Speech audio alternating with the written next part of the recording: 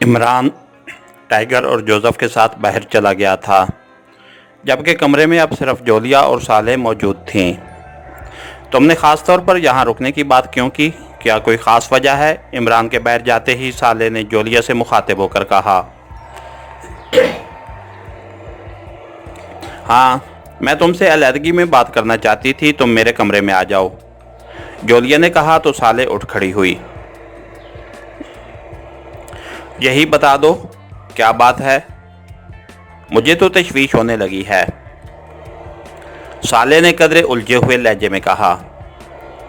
ایسی کوئی بات نہیں، لیکن پہلے مجھے عمران کے بیگ کی تلاشی لینا ہوگی، جولیا نے مسکراتے ہوئے اٹھ کر کہا۔ بیگ کی تلاشی؟ مگر کیوں؟ صالح نے چونک کر اور انتہائی حیرت بھرے لہجے میں کہا۔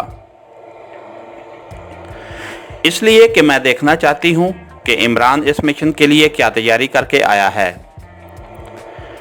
جولیا نے کہا، اور آگے بڑھ کر اس نے الماری کھولی۔ جولیا نے الماری میں موجود عمران کا بیگ اٹھا کر میز پر رکھا اور پھر اسے کھول کر چیک کرنے لگی۔ کوئی خاص چیز تو نہیں ہے، عام سا اسلحہ اور ٹرانسمیٹر ہے، جولیا نے منہ بناتے ہوئے کہا، اور اس کے ساتھ ہی اس نے بیگ بند کر کے واپس الماری میں رکھ دیا۔ تمہیں کس چیز کی تلاش تھی؟ صالح نے چونک کر پوچھا۔ میرا خیال تھا کہ عمران کسی خاص مشن پر آیا ہے، میں یہ بات مان ہی نہیں سکتی کہ بغیر کسی مشن کے عمران اس طرح ہمیں ساتھ لیے یہاں آ جائے، جولیا نے الماری بند کرتے ہوئے کہا۔ تمہارا مطلب ہے کہ عمران ہم سے اصل بات چھپا رہا ہے، صالح نے کہا۔ ہاں، اس کی عادت ہے، وہ فطری طور پر دوسروں کو سسپینس میں رکھنے کا عادی ہے، جولیا نے کہا، اور پھر وہ دونوں دروازے کی طرف بڑھنے ہی لگی تھی کہ اچانک ایک نامانوس سی بو ان دونوں کی ناک سے ٹکرائی۔ یہ بو؟ اوہ اوہ، میرا ذہن، اوہ، صالح کی آواز سنائی دی۔ جولیا کو بھی یہی محسوس ہوا، جیسے اس کا ذہن کسی تیز رفتار لٹو کی طرح اچانک گھومنے لگ گیا ہو۔ اس نے اپنے ذہن کو سنبھالنے کی بے حد کوشش کی، لیکن اس کے ذہن پر سیاہ چادر سی پھیلتی چلی گئی، اور پھر جس طرح گپ اندھیرے میں جگنو چمکتا ہے، اس طرح جولیا کے ذہن میں بھی بار بار روشنی کا ایک چھوٹا سا نقطہ نمودار ہوا، اور پھر یہ نقطہ آہستہ آہستہ پھیلتا چلا گیا۔ اس کے ساتھ ہی جولیا کا شعور جاگ اٹھا۔ اس کی آنکھیں کھلیں تو پہلے چند لمحوں تک تو اسے اپنی آنکھوں کے سامنے دھند سی چھائی ہوئی محسوس ہوتی رہی، لیکن پھر اس کا ذہن صاف ہوتا چلا گیا۔ اس کے ساتھ ہی اس نے بے اختیار اٹھنے کی کوشش کی، لیکن دوسرے لمحے اس کے ذہن کو یہ دیکھ کر ایک زوردار جھٹکا لگا کہ وہ ایک کمرے کے فرش پر پڑی ہے۔ اس کے دونوں ہاتھ اس کے عقب میں بندھے ہوئے تھے، وہ اٹھ کر بیٹھ گئی، اس کے پاؤں بندھے ہوئے نہیں تھے، جبکہ کمرہ خالی تھا اور چھت پر ایک بلب جل رہا تھا۔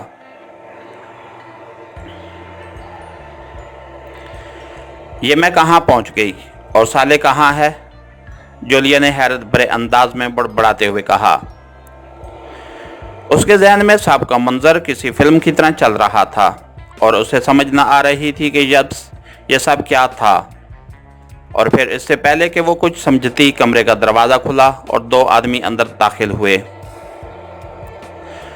دونوں کے سر منڈے ہوئے تھے، البتہ دونوں کے سروں پر بالوں کی لٹ سائیڈ پر نیچے تک لٹکی ہوئی تھی، اور انہوں نے سرخ رنگ کی کمانڈو ٹائپ یونیفارم پہنی ہوئی تھی۔ ان دونوں آدمیوں کے ہاتھوں میں مشین گنیں تھیں، اور وہ دونوں سر سے ننگے تھے۔ تمہیں ہوش آ گیا ہے؟ کیا نام ہے تمہارا؟ ان میں سے ایک نے بڑے کرخت لہجے میں کہا۔ میرا نام جولیا ہے۔ تم لوگ کون ہو اور مجھے یہاں کیوں لایا گیا ہے؟ جولیا نے سرد لہجے میں کہا۔ تم پاکیشیائی تو نہیں لگتی، کہاں کی ہو؟ اس آدمی نے کہا۔ स्विट्जरलैंड। मेरा ताल्लुक स्विट्जरलैंड से है, जोलिया ने जवाब दिया। स्विट्जरलैंड? लेकिन तुम पाकिस्तानियों के साथ क्यों हो? उस आदमी ने कहा। पहले तुम ये बताओ कि तुम कौन हो और मेरी साथी लड़की कहाँ है। तुम हमें यहाँ क्यों लाए हो जबकि हम तो स्याह हैं? जोलिया ने उठकर खड़े होते हुए कहा। उसके साथ ही उसने अपनी उंगलियों की मदद से अपनी कलाइयों पर बंधी हुई रस्सी की गांठ को टटोलना शुरू कर दिया था। लेकिन सिर्फ उसकी उंगलियां काम कर रही थीं, बल्कि हरकत कर रही थीं। तुम महागुरु शरीपदम के खिलाफ काम करने आई हो और महागुरु ने तुम्हें मौत की सजा सुना दी है। तुम्हारी साथी लड़की को गोली मार दी गई है और अब तुम्हारी बारी है। उस आदमी ने बड़े सपाट लहजे में कहा तो जोलिया के जहन को झटका सा लगा। क्या क्या कह रहे हो? क्या वाकई? जोलिया के लहजे में यकलख्त गुस्से की झलक नुमाया हो गई थी। मुझे गलत बात करने की क्या ज़रूरत है? वो मकामी लड़की थी, इसलिए पहले उसका खात्मा किया गया है। तुम गैर मुल्की थी, इसलिए तुम्हारे बारे में बाकायदा इत्तला दी गई और अब महागुरु ने तुम्हें भी हलाक करने का हुक्म दे दिया है, इसलिए अब तुम्हारी बारी है। उस आदमी ने मुंह बनाते हुए कहा और उसके साथ ही उसने एक झटके से मशीन गन जोलिया की तरफ सीधी कर दी। ठहरो, रुक जाओ, मत मारो मुझे, पहले मेरी बात सुन लो, जोलिया ने तेज लहजे में कहा। उसकी उंगलियां अब ज्यादा तेजी से काम करने लगी थीं, लेकिन गांठ किसी ऐसे अंदाज में बांधी गई थी कि वो किसी तरह उसकी गिरफ्त में ही न आ रही थी। क्या कहना चाहती हो तुम? उस आदमी ने कहा। मैं गैर मुल्की हूं, इसलिए मुझे तुमसे या तुम्हारे किसी गुरु से क्या दुश्मनी हो सकती है? मैं तो स्याह हूं, यहां सिर्फ सैर करने आई हूं। ये लोग मुझे नेपाल में मिले थे, मैं अकेली थी, इसलिए इनके साथ चल पड़ी। मुझे मत मारो, मैं तुम्हारी खिदमत करूंगी, मैं तुम्हारा हर हुक्म मानूंगी। जोलिया ने बड़े मिन्नत भरे लहजे में कहा। तुम बात तो ठीक कर रही हो, तुम्हारा लहजा बता रहा है कि तुम दुरुस्त कह रही हो, लेकिन अब शरीपदम तुम्हारी मौत का फैसला कर चुके हैं, इसलिए अब उनके हुक्म की तामील हर सूरत में होगी। अलबत्ता एक सूरत हो सकती है, तुम्हारी दरख्वास्त दोबारा शरीपदम के सामने पेश की जाए। अगर वो तुम्हें माफ़ कर दें तो फिर माफ़ी मिल सकती है। राठौर, तुम जाकर बात करो, शायद इसको माफ़ी मिल जाए, तो ये हमारे लिए बहुत अच्छा तोहफा होगी। उस आदमी ने अपने साथी से कहा। ठीक है, मैं जाकर बात करता हूँ। उम्मीद तो नहीं कि शरीपदम अपना फैसला तब्दील करें, लेकिन बहरहाल दरख्वास्त तो की जा सकती है, दूसरे आदमी ने कहा और मुड़कर तेजी से दरवाजे की तरफ मुड़ गया। हम हैं कहाँ? जोलिया ने कहा। उसकी उंगलियां गांठ की रस्सी का सिरा तलाश करने में कामयाब हो चुकी थीं। तुम हमारे एक अड्डे पर हो, उस आदमी ने जवाब दिया। तुम्हारा नाम क्या है? जोलिया ने पूछा। मेरा नाम राम सिवाय है, उस आदमी ने जवाब दिया। वो उसने मशीन गन का रुख नीचे कर लिया था, लेकिन वो बेहद चौंकना और मोहतात नजर आ रहा था। उसकी नजरें जोलिया पर इस तरह जमी हुई थीं जैसे दरिंदा अपने शिकार पर नजरें गाड़ लेता है। वो उसकी हर हरकत का जायजा लेता जा रहा था, लेकिन जोलिया की सिर्फ उंगलियां उसकी पुश्त पर हरकत कर रही थीं और वो गांठ खोलने में कामयाब हो गई थी। अलबत्ता रस्सी उसने हाथ में पकड़ी हुई थी। तुम्हारा ताल्लुक किस तंजीम से है? जोलिया ने पूछा। हमारी तंजीम का नाम महापुरुष है। हमारे ज़िम्मे तमाम मुकद्दस मकामात की सिक्योरिटी होती है और हमें बाकायदा तरबियत दी जाती है, राम सिवाय ने जवाब देते हुए कहा।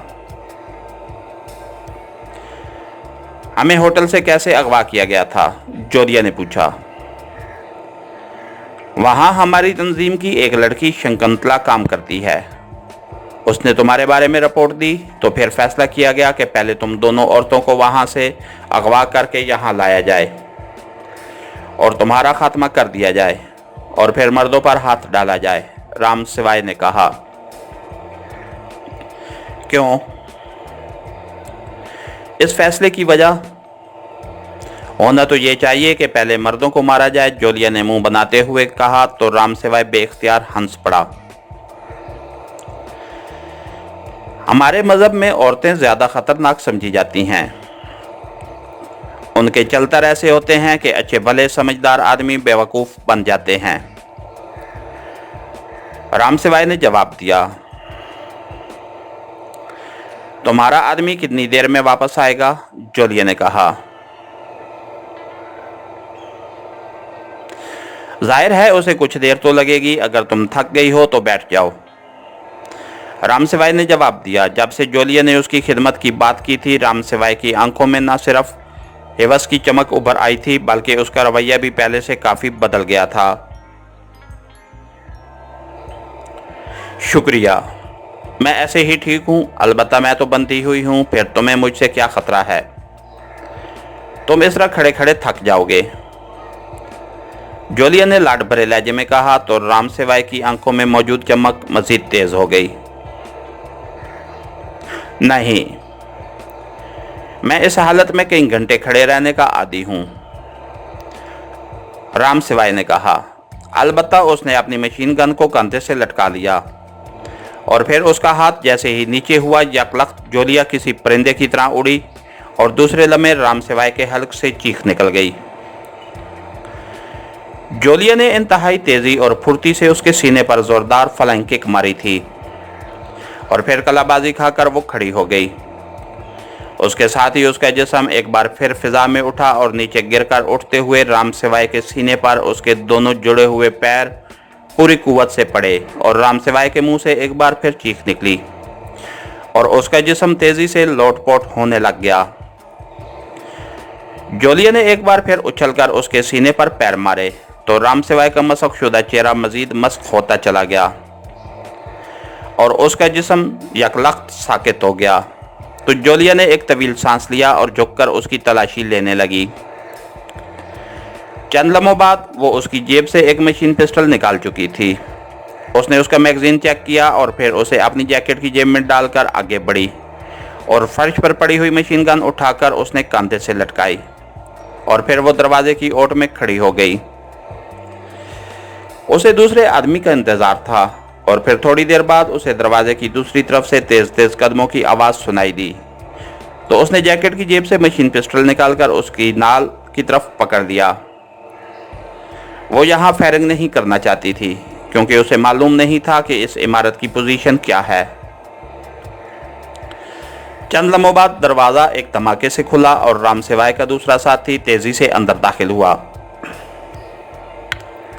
مشین گن اس کے ہاتھ میں تھی لیکن اس سے پہلے کہ وہ سنبھلتا، جولیا نے اپنی ایک لات آگے بڑھائی اور وہ آنے والا چیختا ہوا اچھل کر نیچے گرا ہی تھا کہ جولیا نے ہاتھ میں پکڑے ہوئے مشین پسٹل کا دستہ اس کے سر کی عقبی طرف پوری قوت سے مار دیا اور اس آدمی کا اٹھتا ہوا جسم ایک جھٹکے سے دوبارہ نیچے گرا ہی تھا کہ جولیا نے دوسرا وار کر دیا اور اس آدمی کے جسم ایک زوردار جھٹکا کھا کر ساکت ہو گیا۔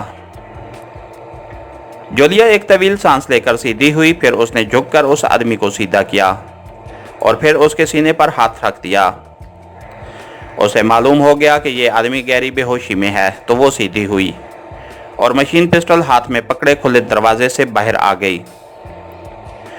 یہ ایک زرعی فارم نما احاطہ تھا جس میں ایک تہہ خانہ تھا جہاں وہ موجود تھی اور اوپر 2 کمرے تھے اور ان کے سامنے برآمدہ اور باہر خاصا وسیع صحن تھا۔ وہاں ایک جیپ بھی موجود تھی۔ کمرے میں وائرلیس فون موجود تھا، البتہ وہاں ان دونوں کے علاوہ اور کوئی آدمی موجود نہ تھا۔ اس مکان کے چاروں طرف گھنا جنگل تھا۔ جولیا یہ سب دیکھ کر واپس تہہ خانے کی طرف پڑ گئی۔ اب وہ دل میں شکر ادا کر رہی تھی کہ رام سوائے کے حلق سے نکلنے والی چیخ دوسرے آدمی کے کانوں تک نہیں پہنچی، ورنہ وہ چوکنا ہو جاتا اور اس صورت میں اسے نپٹنا آسان نہ تھا۔ उसकी वजह भी उसकी समझ में आ गई थी कि जोलिया और राम सिवाय तय खाने में थे जिसका दरवाज़ा बंद था, जबकि दूसरा आदमी ऊपर आखिरी कोने वाले कमरे में होगा जहां फोन मौजूद था। जोलिया तेज तेज कदम उठाती वापस तय खाने में आई तो वो दोनों वैसे ही बेहोश पड़े हुए थे। जोलिया ने एक तरफ पड़ी हुई रस्सी उठाई जिससे उसको बांधा गया था और फिर उसने राम सिवाय को पलटकर ऊंधा किया और फिर उसके दोनों हाथ उसके अकब में रस्सी से इस अंदाज में बांध दिए कि वो किसी सूरत भी अपने हाथ आज़ाद न कर सकता था। उसके हाथ बांधने के बाद उसने कुर्सी सीधी की और उसके साथ ही उसने उसे पांव से पकड़ा और घसीटती हुई दीवार के करीब ले आई और फिर उसने उसे उल्टाकर दीवार के साथ पुष्ट लगाकर बिठा दिया। अलबत्ता दूसरे हाथ से उसने उसे संभाला हुआ था। जब उसने महसूस किया कि अब उसका जिस्म दीवार के साथ टिक गया है तो उसने दोनों हाथों से उसका नाक और मुंह बंद कर दिया। चंद लम्हों बाद राम सिवाय के जिस्म में हरकत के तसरात नमूदार होना शुरू हो गए तो उसने हाथ हटाकर उसके जिस्म को थाम लिया और फिर जैसे ही उसके मुंह से करार निकली, जोलिया ने हाथ हटाए और 2 कदम पीछे हटकर खड़ी हो गई। उसके साथ ही उसने कांधे से लटकी हुई मशीन गन उतारी और उसकी नाल राम सिवाय के सीने पर रखकर उसे दबा दिया। राम सिवाय ने पूरी तरह होश में आते ही बेख्तियार उठने की कोशिश की, लेकिन जोलिया ने मशीन गन का दबाव डालकर उसे उठने से रोक दिया।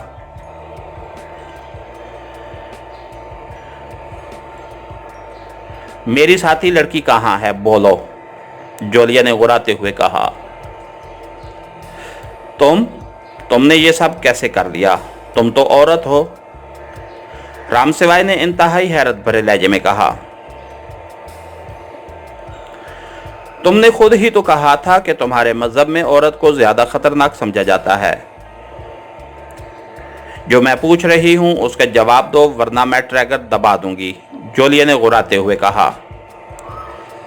वो उसे काले जंगल में ले जाया गया है, बंदी खाना में, ताकि उसे सोमरस पिलवाकर शर्वी पद्म के महल में पहुंचाया जा सके।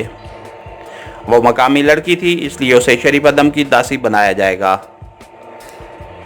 तुम गैर मुल्की थी इसलिए तुम्हें हलाक करने का हुक्म दिया गया था और इसीलिए तुम्हें यहाँ भिजवाया गया था। राम सिवाय ने रुक रुक कर कहा, ये बंदी खाना कहाँ है? जोलिया ने पूछा और फिर उसने मुसलसल सवालात करके यहाँ से उस काले जंगल तक का रास्ता मालूम कर लिया। तुम्हारा हेडक्वार्टर कहाँ है? जोलिया ने पूछा। हेडक्वार्टर मुकद्दस पहाड़ काशान में है। यहाँ तो चौकी है ताकि यहाँ से काशान पहाड़ पर जाने वालों को रोका जा सके, राम सिवाय ने जवाब देते हुए कहा। हम दोनों को क्यों अगवा किया गया था? बोलो, दुरुस्त जवाब दो, जोलिया ने गुर्राते हुए लहजे में कहा। हमारे चीफ महाशा का हुक्म था। जब शकुंतला ने उसे रिपोर्ट दी और बताया कि आने वालों में 2 खूबसूरत औरतें भी हैं, जिनमें एक गैर मुल्की है और दूसरी मकामी, तो महाशय ने तुम दोनों को अगवा करने और मकामी लड़की को बंदी खाना और तुम्हें यहाँ भिजवाने का हुक्म दे दिया। तुमसे हमने तफसील से मालूमात हासिल करना थी कि तुम्हारे साथी मर्दों का मंसूबा क्या है, राम सिवाय ने रुक रुक कर पूरी तफसील बताते हुए कहा। तो जोलिया ने यकलख्त ट्रैगर दबा दिया और गोलियां बारिश की तरह राम सिवाय के सीने में उतरती चली गईं। जोलिया ने मशीन गन हटाई और फिर मुड़कर वो फर्श पर पड़े हुए दूसरे आदमी की तरफ बढ़ी जो अभी तक बेहोश पड़ा हुआ था। उसने उसे भी राम सिवाय की तरह घसीटकर दीवार के साथ पुष्ट लगाकर बिठाया और फिर झुककर दोनों हाथों से उसकी नाक और मुंह बंद कर दिया। चंद लम्हों बाद जब उसके जिस्म में हरकत के तसरात नमूदार होने शुरू हो गए तो जोलिया ने हाथ हटाए और उसके साथ ही वो आदमी पहलू के बल दाईं तरफ गिर गया। लेकिन चंद लम्हों बाद होश में आते ही उसने उठने की कोशिश की, लेकिन जोलिया ने उसके सीने पर मशीन गन का दबाव डाल दिया। उसकी टांगें तेजी से फैलीं, लेकिन जोलिया चूंकि साइड में थी इसलिए वो उसकी टांगों की जिद में न थी। अलबत्ता वो आदमी टांगे को उसकी सूरत में घुमाकर जोलिया पर हमला कर सकता था, लेकिन जोलिया ने मशीन गन की नाल उसके सीने पर रखकर उसे दबा दिया। ऐसे ही पड़े रहो वरना, जोलिया ने गुर्राते हुए कहा। तुम वो राम सिवाय तुम तो बंधी हुई थी, उस आदमी ने हैरत भरे लहजे में कहा। तुम्हारा नाम क्या है बोलो, जोलिया ने मशीन गन की नाल को दबाते हुए कहा। राठौर। मेरा नाम राठौर है, उस आदमी ने जवाब दिया। तुमने मेरे बारे में किसे फोन किया था, जोलिया ने पूछा। चीफ महाशय को। उसने गुरु महाराज से राब्ता किया और फिर जवाब दिया कि शरीपदम ने अपना फैसला बदलने से इनकार कर दिया है, इसलिए तुम्हें हलाक कर दिया जाए। राठौर ने जवाब दिया और उसके साथ ही वो यकलख्त बिजली की सी तेजी से तड़पा। उसने दोनों हाथों से मशीन गन की नाल पकड़कर एक झटके से जोलिया को गिराने और खुद उठने की कोशिश की थी, लेकिन जोलिया बिजली की सी तेजी से पीछे हटी और दूसरे लम्हे तड़तड़ाहट की तेज आवाजों में राठौर के हल्क से निकलने वाली चीख भी दब गई। राठौर अब फर्श पर लोटपोट हो रहा था और मशीन गन से निकलने वाली गोलियां उसके जिस्म को शहद की मक्खियों की तरह छत्ते में तब्दील करती जा रही थीं। जोलिया के चेहरे पर शदीद नफरत के तसरात उभर आए थे। चंद लम्हों बाद ही राठौर बेहिस्सो हरकत हो गया तो जोलिया ने ट्रैगर पर दबाव खत्म कर दिया और मुड़कर दरवाजे की तरफ बढ़ गई। थोड़ी देर बाद वो तहखाने से निकलकर ऊपर पहुंची और सीधी उस कमरे की तरफ बढ़ गई जहां फोन मौजूद था। ये वायरलेस फोन था। उसने फोन का रिसीवर उठाया तो उसमें टून मौजूद थी। जोलिया ने इंक्वायरी के नंबर प्रेस किए, लेकिन दूसरी तरफ से घंटी की आवाज सुनाई न दी तो जोलिया ने एक तवील सांस लेते हुए रिसीवर रख दिया। वो समझ गई थी कि यहाँ इस शहर में इंक्वायरी का नंबर बैनुल अक़वामी नंबरों पर नहीं रखा गया था, और चूंकि उसे होटल हालाबार का फ़ोन नंबर भी मालूम न था, इसलिए अब उसके सिवा उसके पास और कोई चारा न था कि वो जीप लेकर यहाँ से निकले और होटल चली जाए। वरना पहले उसका ख्याल था कि अगर इमरान या उसके साथियों में से कोई अपने कमरे में हो तो वो उसे यहाँ कॉल कर ले। वो बाहर आई और फाटक की तरफ बढ़ती चली गई। उसने फाटक खोलने के लिए हाथ बढ़ाया ही था कि उसके कानों में फ़ोन की घंटी बजने की आवाज़ सुनाई दी, तो वो तेज़ी से मुड़ी और दौड़ती हुई उस कमरे की तरफ बढ़ गई जहां फ़ोन मौजूद था।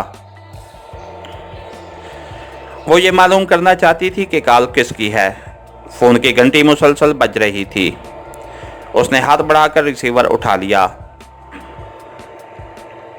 यस, जोलिया ने मुंह से मर्दाना आवाज़ निकालते हुए कहा। कौन बोल रहा है और ये क्या कह रहे हो? दूसरी तरफ से एक चीखती हुई मर्दाना आवाज सुनाई दी।